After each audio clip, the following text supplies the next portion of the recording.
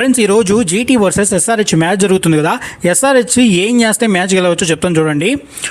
IPL అనేది ఒక book అనుకోండి. ఈ బుక్లో మొత్తం 10 టీములు ఉన్నాయి. ఈ 10 టీములని 10 చాప్టర్లు అనుకోండి. ఈ 10 చాప్టర్లో ఏదన్నా ఈజీయెస్ట్ చాప్టర్ ఉంది అంటే అది జీటీ మాత్రమే. జీటీ చాప్టర్ ఎంత ఈజీ అంటే ఇందులో 4 మెయిన్ క్వశ్చన్లు ఉన్నాయి, 3 ఎస్ఐ క్వశ్చన్లు ఉన్నాయి. ఈ 4 మెయిన్ క్వశ్చన్లు ఏంటంటే ప్రసిద్ధు, రషీద్, సిరాజ్, రాబాడా. 3 ఎస్ఐ క్వశ్చన్లు ఏంటంటే గిల్లు, సుదర్శన్, బట్లర్. అంతే, అయిపోయింది, కేల్కతం, పాస్ అయిపోతారు. ఇంత ఈజీయెస్ట్ చాప్టర్ ఉన్నప్పటికీ చాలా టీంలు అయితే ఫెయిల్ అయిపోతున్నాయి. అప్పుడప్పుడు కొన్ని టఫ్ క్వశ్చన్స్ కూడా వస్తాయి. అది ఎలా అంటే జాసన్ హోల్డర్ రూపంలో. జీటీకి ఉన్న మెయిన్ స్ట్రెంత్ ఏంటి? వాళ్ళ బౌలింగ్. ఈ 4 బౌలర్ని మన ఎస్ఆర్హెచ్ బ్యాట్స్మెన్ కనుక జాగ్రత్తగా పద్ధతిగా ఆడారనుకోండి, ఒక 180 నుంచి 190 స్కోర్ చేస్తే జీటీ టీం నుంచి 3 ఎస్ఐ క్వశ్చన్లు ఖచ్చితంగా వస్తాయని ప్రతి టీంకి తెలుసు. ఆ ఎస్ఐ క్వశ్చన్లు ఏంటి? గిల్లు, సుదర్శన్, బట్లరు. ఈ 3 క్వశ్చన్లని త్వరగా అవుట్ చేయాలి. పవర్ ప్లే లోపల వాళ్ళు చేజింగ్ చేస్తుందా లేదా ఫస్ట్ బ్యాటింగ్ చేస్తుందా? పవర్ ప్లే లోపల ఇప్పుడు వరకు ఏ టీము కూడా ఇలా ముగ్గురిని అవుట్ చేయలేదు.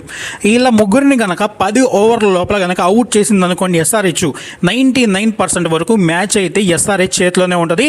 ఇంకా ఈ రోజు మ్యాచ్ కనుక ఎస్ఆర్హెచ్ జీటీ వాళ్ళ మీద గెలిస్తే టేబుల్ టాపర్స్గా అవుతారు. ఈ మధ్యన గిల్ బాబు ఏం చేస్తున్నాడంటే టీంల మీద గెలిచిన తర్వాత క్యాప్షన్లు పెట్టి ట్వీట్లు వేస్తున్నాడు. సో ఈ రోజు ఎస్ఆర్హెచ్ వాళ్ళు గెలిచి గిల్ బాబు మీద ట్వీట్ వేస్తే బాగుంటుందని నేను అనుకుంటున్నా. ఏదో నేను అనుకుంది మీకైతే చెప్పాను. అది కనుక మీకు నచ్చితే లైక్ చేయండి.